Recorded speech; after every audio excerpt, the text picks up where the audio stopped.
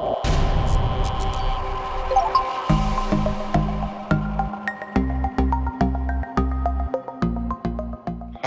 it going, Adrian? Thank you so much for coming to another episode of Divine Data.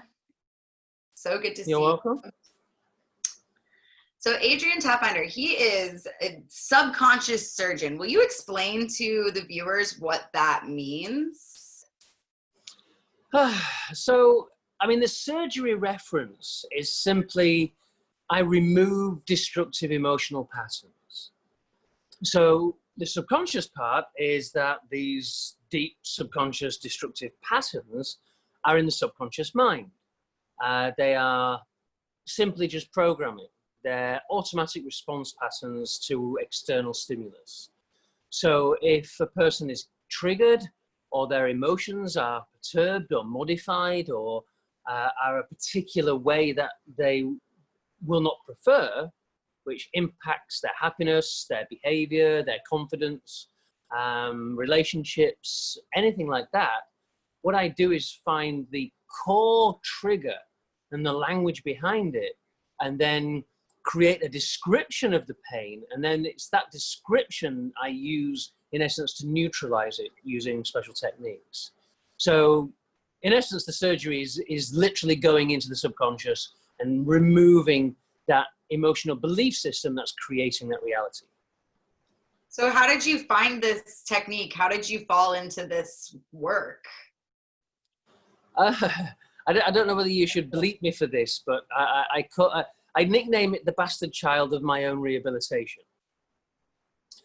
So I've been into this kind of thinking as such, and this kind of philosophy for a long, long time. I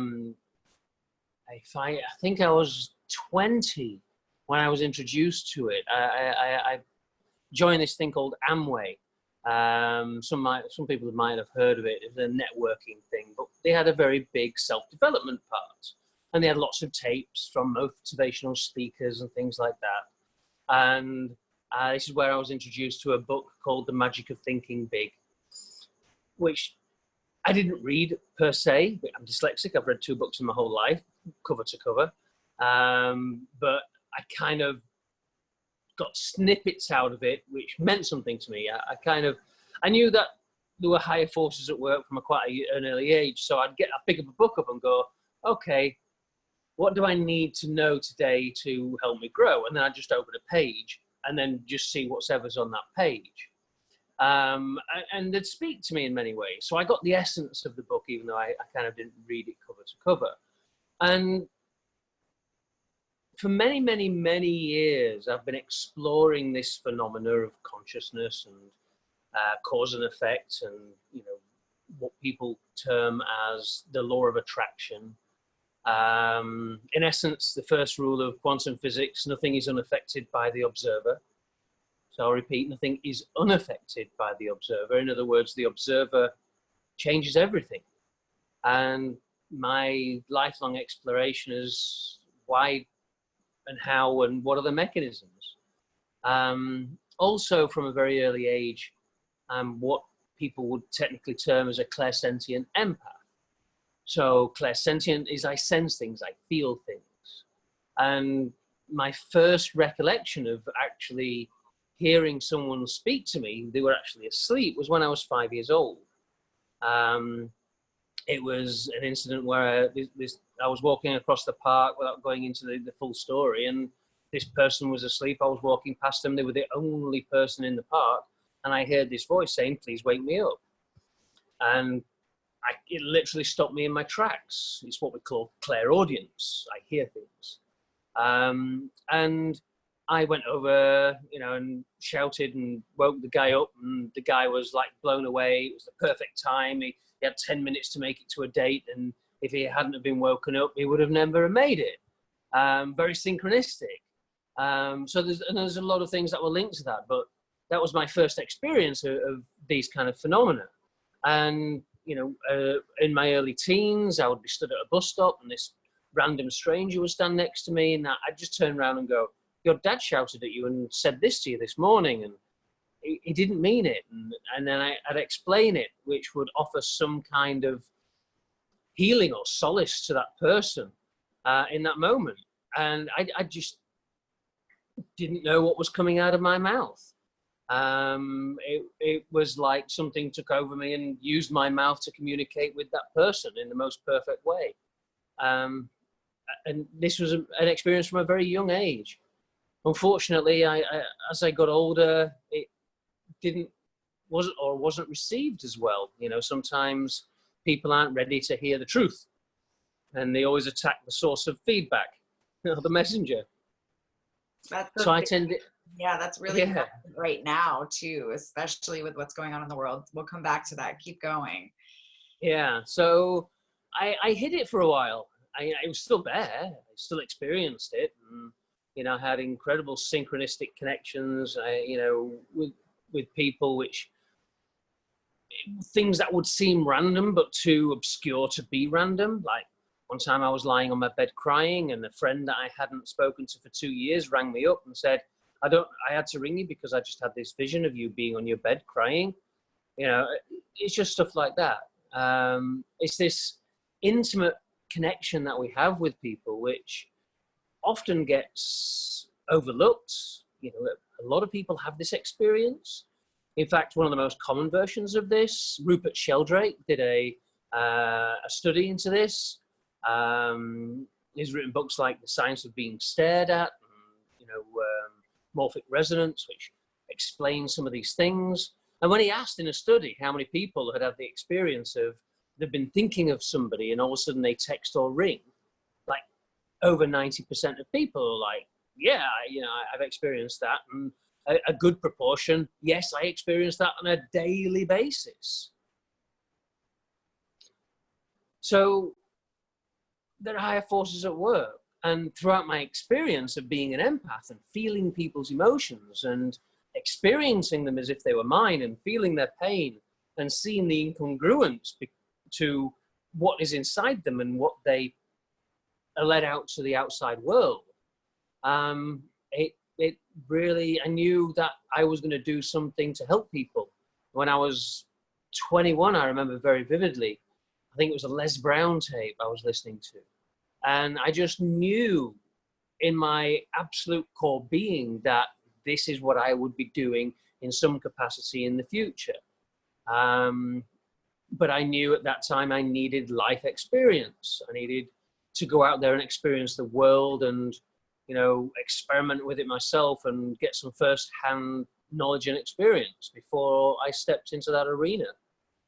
So yeah, from an early age, I knew I would be doing kind of what I'm doing now in some way, shape, or form. Right. And I love that everything you just said, and it makes me, you know, really hopeful for the now future, the present moment of what's happening, because you've been experiencing this and you've been pretty vocal about it. At this point, how many years have you been, you know, publicly saying that you are an empath and all of that? That is like, you know, still holds some taboo to it, but we're going to get into that. Oh yeah, it's woo-woo. It's woo-woo, but how many freaky BS? You've been like outed. You've outed yourself for how long? It's been like, I mean, I've been kind of talking about this. I've got videos which I did in workshops where I actually demonstrate this. I'll get people up. I'll ask for a volunteer.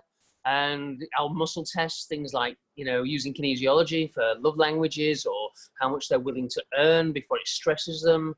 I've got loads of ones on my YouTube, and I basically pick someone in the audience and I whisper the answer before they even come up. And then they come up and I do the testing and they muscle test exactly what I whispered into someone's ear. And then, you know, when I do the how much they are willing to earn, they come up to me after and goes, oh my God, that's amazing. That's exactly what I'm earning. You know, how did you do that? Mm-hmm. You know, people have written things down on a piece of paper themselves, how much they're earning, you know, how much they feel their weaknesses, and it matches again, you know, with the testing and what I'd written down previously. So I demonstrate this. This is a real phenomena. I do it far too many times for it to be just pure guesswork. Right. And now we're stepping into this like new paradigm, the new earth, this transformational time, the rapture, whatever you want to call it. People are calling it many different things. I definitely see we're stepping into a time where these powers, these innate powers that I actually believe every single human has the capacity to tap into. Oh, absolutely. Exactly. But we're stepping into a time where like that woo woo won't be called woo woo anymore. And you know, we've accepted it as being called woo woo. We've even taken it on and been like, yeah, I'm totally woo woo. I'm all about the woo. I love the woo, you know, but it's our natural, like innate, potent potential and power that we have as human beings, or as source creator beings, or God creator beings, or whatever we are, aliens for all I know at this point. I'm just convinced that we all have this capacity to tap into that stuff, and it's time for us to really start talking about it, and being okay with it. And I think that, you know, it's so beautiful that you're doing this work that you're doing, because the subconscious surgery, I know with personal experience, helps remove that debris. You know, it's like excavating debris from societal conditioning and trauma codings, and like all of the things that we've gone through in our lives. And I truly believe that we could have generations of children who, just like you, like knew from the beginning that they had these powers, that it was like, you know, this is what I am, this is who I am, and that's totally cool, and I'm going to use that to like help people from the beginning. I think that we're supposed to be doing that as human beings. I think that we've like messed it up with pharmaceuticals and like telling our kids that they have learning disabilities when they're like just like super super powerful and connected and don't know how to deal with their channel. I don't know. It's just, thank you for the work you're doing. In so many words. And also, like, how do we start to destigmatize this? It's a good question. And this is something that I am working on. I mean, you know, Gino, you were setting up a decentralized mystery school. And this is to scientifically research, explore, and document and video people with extra special abilities, whether they're extrasensory or perception or things like that. In fact, a very close personal friend of mine, I want to do, you know, get his work out there, because what he's done is just unbelievably prolific in this area. Stefan Schwartz is the guy who I got the Siberian Blue from, who discovered it. And he's done research on remote viewing for 50 years. He's got 23,000 documented, rigorously controlled experiments exploring this phenomena. You know, he actually went into Egypt 35, 40 years ago and used remote viewers to successfully find Alexandra's palace, the Cleopatra's Needle, the lost lighthouse of Pharos, one of the 7 wonders of the ancient world. They marked it on a map and said, if you go there and dive down 100 meters, you will find it. They went, they dived, they found it. Yeah, they identified an archaeological site in 10,000 square kilometers of desert, which the Alexandria University had been exploring for nearly 2 years and found nothing. And then they identified a building, drove there, put 4 stakes in the ground to denote the corners of the building, said how deep it was, how many rooms there were going to be, what artifacts they were going to find, and which room had the mosaic floor in. They were accurate to 5/8 of an inch measuring the artifacts and things like that. This is ground that hadn't been broken in several thousand years. You know, this isn't woo-woo anymore. It's scientifically documented, well-explored phenomena, which isn't in the mainstream at the moment. But it's because it's not in the mainstream, is because the people who control the mainstream are so well aware of it. Actually, let me just change what I said there. It is in the mainstream. It is in the mainstream. But it's in the mainstream in the form of films like Marvel and DC Comics and everything like that. You watch these things, you know, and, you know, the X-Men. And in essence, our decentralized mystery school is like an X-Men school. You know, it's just that, I mean, if you look at ancient phenomena, the Street Fighter video game, where he goes, Ayuken, and throws the fireball. it is believed, like the last Airbender, that these powers we had at some point in the past. Yeah. And there are people now that can do physical things with their powers. There's a very well documented story about a guy that could actually levitate in India, and he was told by the church not to do it in public because it threatened the, sanity of the nation. It's just so scary how much it's been stifled though by because there is mainstream subliminal messages, yes, that people of the light that are trying to be yeah, wake up, come on, see that this is what you can be, and this is the reality of things. But there's also so much subliminal encodings and all of the religious stuff, and even in other mainstream movies, because Hollywood can be evil too. And I don't even know if I should be saying that on my YouTube channel, because I could be getting censored. But at this point, it's I don't really care. I don't care because the truth has to be said in some way, in some format. I have, the video, the footage, and there are decentralized platforms I can put it on. But I'm trying to get it out to as many people as I can. And I'm trying to figure out the decentralized platforms as best as I can, because I'm not very techie, but I'm very woo-woo. I'm very ethereal. I'm very esoteric. And I was stifled my entire life. I, was this feeling being my entire life, because that's what we all are. And only recently have I been able to recognize my own power, utilize my own power, and then now be okay with talking about it. I'm still scared about it. I'm still not ready, but I'm doing it because it's time. Because there's this energy about me right now that's you either do it or you don't do anything. And I don't want to not do anything. That doesn't Time sound to get off the fence. Yeah, it's there's no other point if you don't do it. And it's yeah, and it gives me fire, it gives me energy. It makes me feel alive. It makes me feel like I'm doing something good for the collective. It freaks me out a little bit because I can't even be on one of these machines without, all I see is that we are vibrations. I can literally see through both of us, and I'm ugh. It's hard for me to, and to say that on camera. I may have even a few months ago been Jonas, he's my editor, take that part out when I started talking too much about seeing through myself. People are going to think I'm crazy. The thing is any quantum physicist will know you're not crazy. This is the thing. This is where woo-woo marries real hardcore science. Because in scientific terms, the best way to describe you is a rainbow. Yeah? And we talk about in spirituality as the rainbow body. Yeah, we talk about the 144,000 rainbow warriors, right? But look at the definition of a rainbow. A definition of a rainbow is something that refracts light. The way to look at you as a rainbow is that every atom is a raindrop. Yeah, because every atom has light come in and it refracts it back out in a different spectrum of wavelength, which dictates what we have the illusion of color.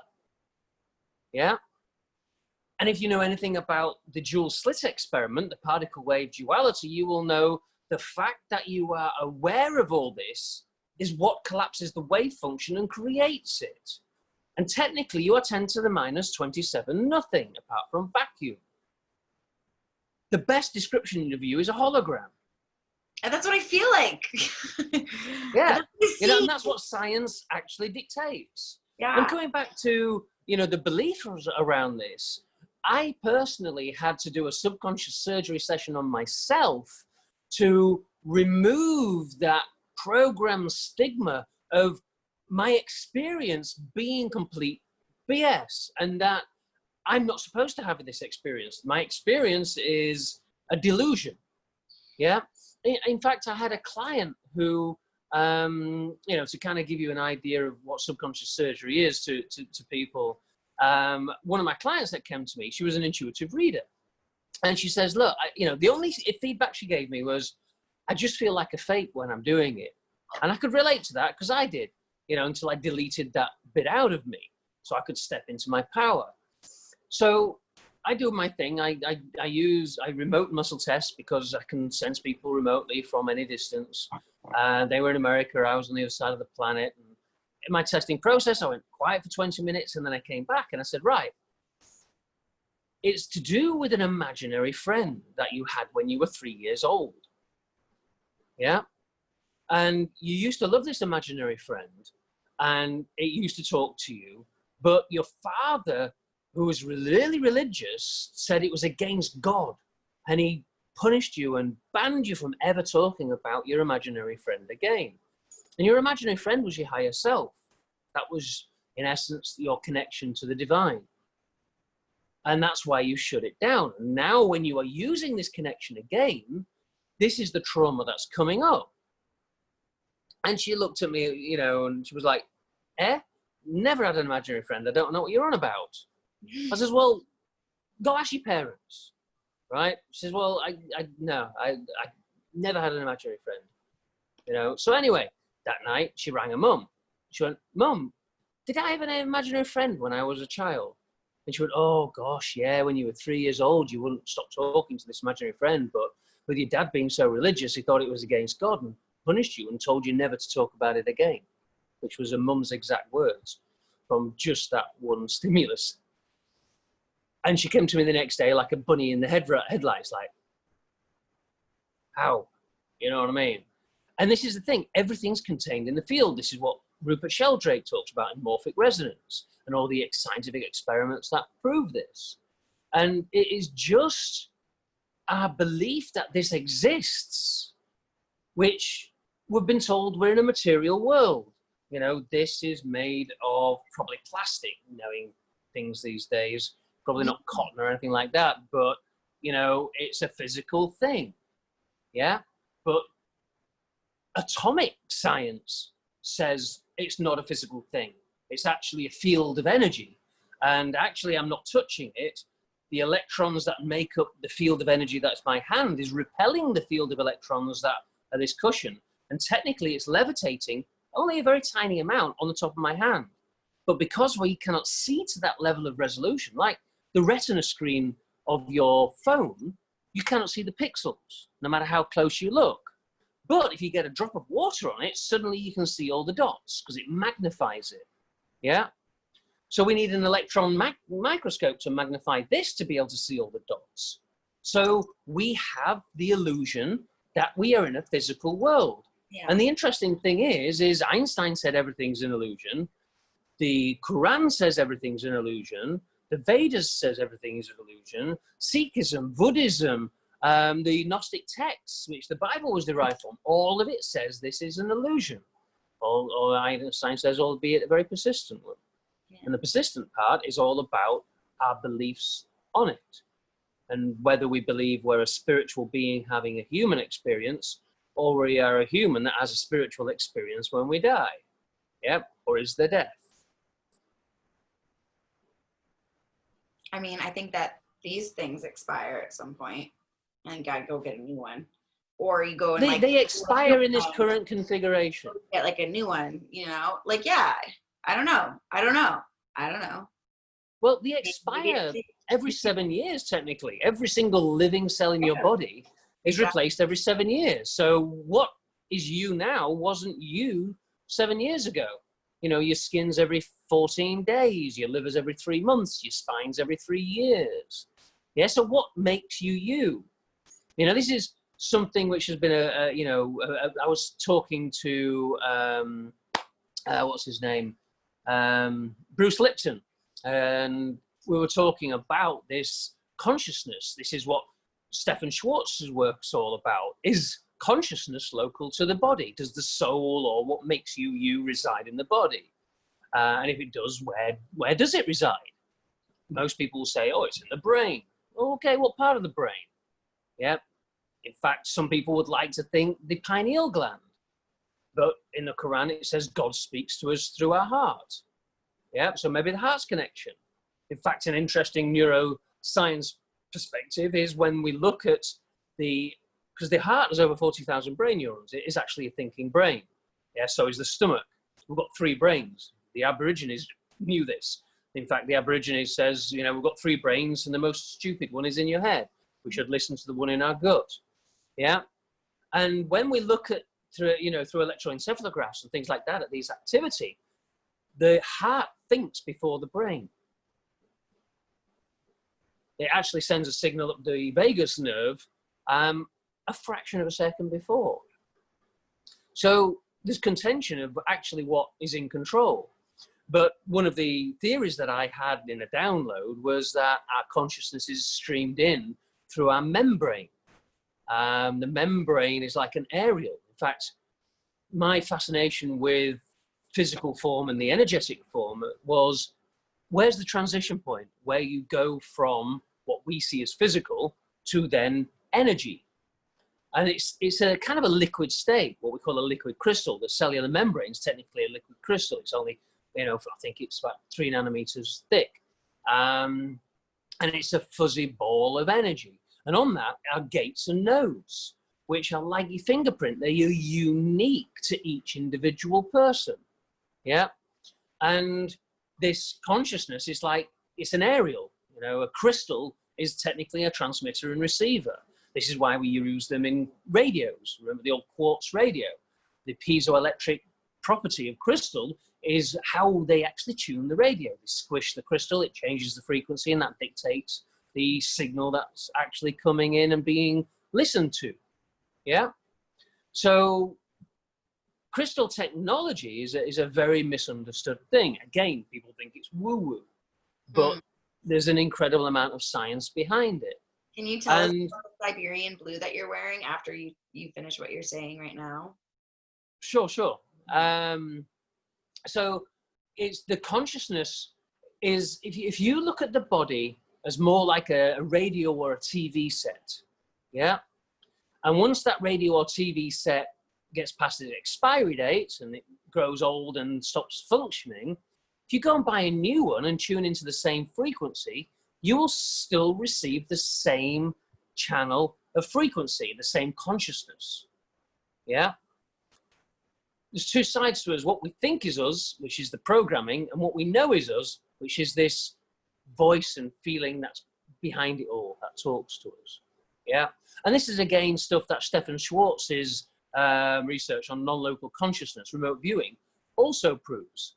And just to kind of finish this section about, science behind consciousness being in the body and reincarnation, bringing back into meat, that's what it means, incarnate, the meat into the flesh body, is an interesting phenomena that happened in the Middle East. This 5-year-old boy suddenly one day went to his parents and said, I was murdered in a past life and I know who killed me. I can take you round to his house.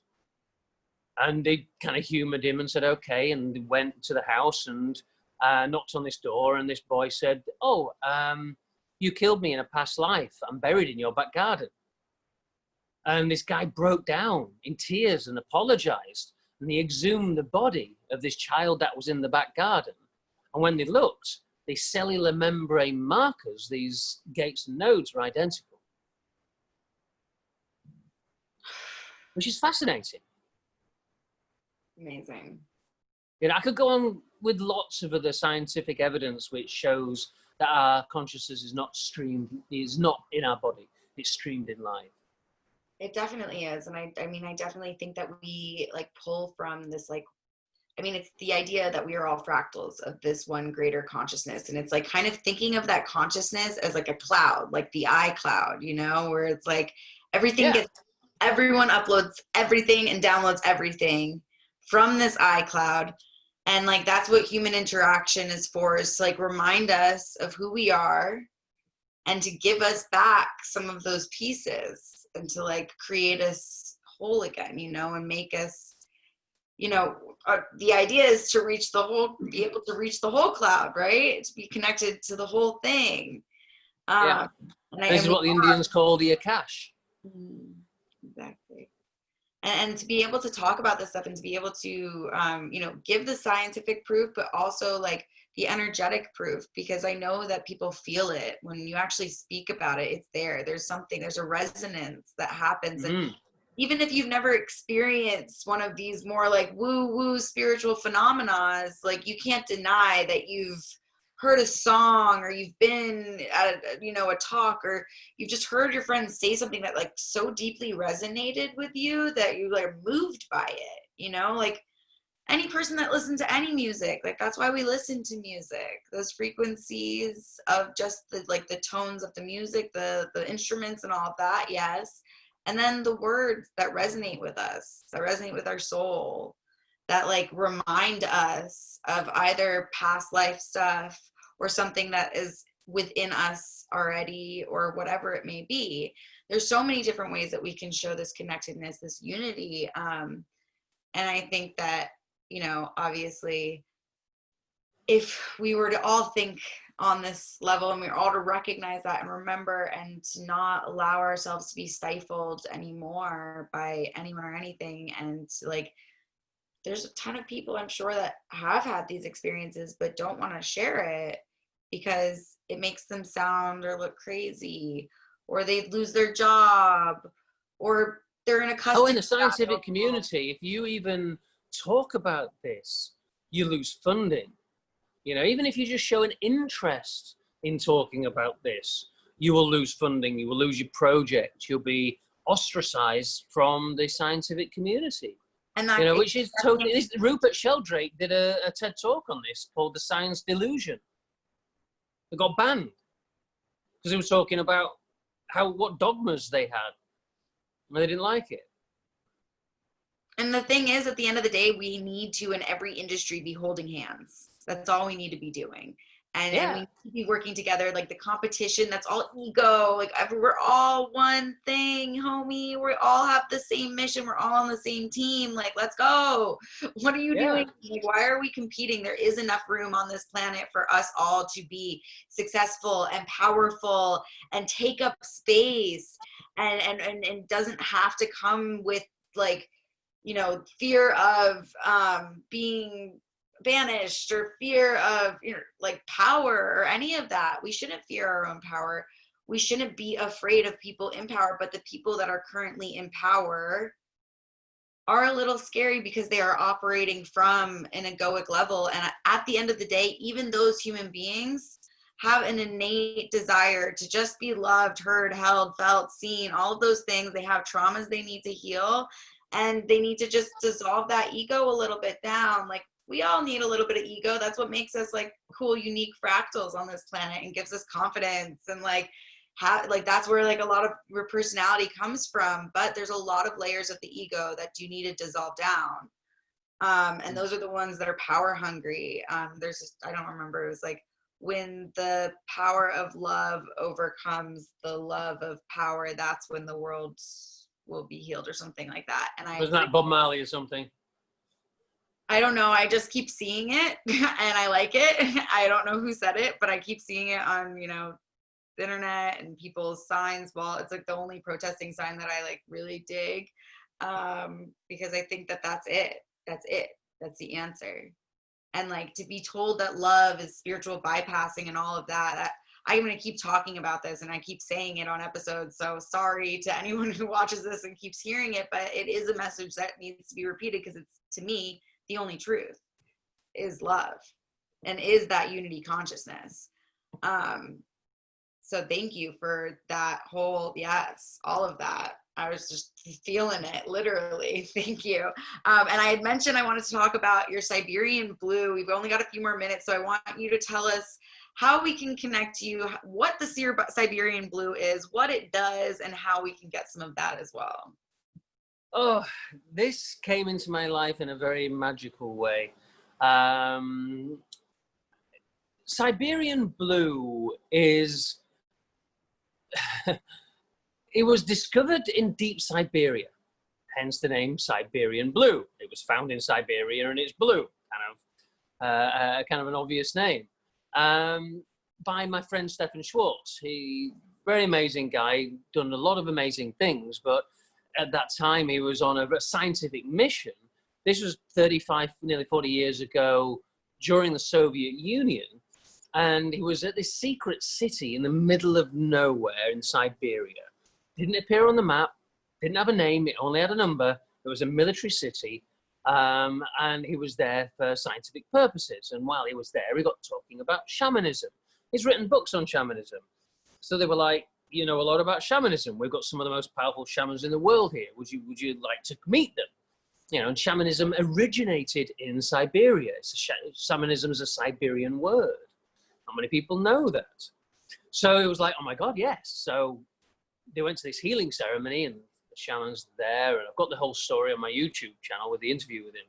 And the long and short of it is the shaman picked out a lump of this crystal and started talking about how powerful it was and how it opened up their healing abilities and amplified them and opened up their third eye and their spiritual sight and everything like that. And when he inquired about it to see if he could get some, they were very secretive and, you know, put it away and hid it and changed the subjects. And he left the city knowing nothing. And he spent 2 years going to Russia attempting to find it. And on one random visit, when he went to a hotel that he'd never stayed in before, the phone rang. And this Russian voice basically said, Mr. Schwartz. And seeing as nobody actually knew he was staying at the hotel, they immediately knew it was KGB. And this voice asked him if he was still interested in the blue. This is like 2 years after that event. And he was like, oh my God, yeah. And he says, you know, oh, well, you're going to meet me at the place of execution at 2 p.m. tomorrow. Which sounds ominous, but it's a place in Red Square called the place of execution, where they used to do it. And he was met by a KGB colonel, driven 3 hours in silence to a dairy farm, which was actually a disguised secret military laboratory, where they took natural quartz from the French mountains, ground it into powder, purified it, added cobalt for the blue, and then regrew naturally, you know, perfect formed crystals in these titanium autoclaves for laser optics. But they seem to have kind of just happened upon this recipe, which created a perfect healing tool, which the shaman managed to obviously get some of this military grade crystal and use it in their ceremonies to unbelievable effect. And he managed to buy basically a couple of ton out of it out of the back door. And he partnered with an Italian jewelry manufacturer and sold the jewelry on QVC like 30 years ago. But when the Soviet Union collapsed, so did all his contracts, and he basically had about 200 odd kilo in storage for the last 30 years. And when I just felt drawn to this crystal for some reason, you know, when you get that feeling inside, like there's something special here, it like called to me. So I ended up basically buying the last remaining supply of this blue crystal. And my goal is to make spiritual and shamanic tools and healing tools from it. In fact, I'm working with somebody to maybe actually make a special laser technology which actually puts different frequencies into your body to heal your body, which is kind of quite fascinating. You know, that 30 years later, it's going to be used for lasers again, but actually healing ones. You know, lasers can be very interesting in light therapy. I love that. Gorgeous. So where can we find these? How can we purchase them? Your amulets. So I've got a Facebook group. I think it's called the Original Siberian Blue. If you can basically, Adrian Taffinder, find me on Facebook.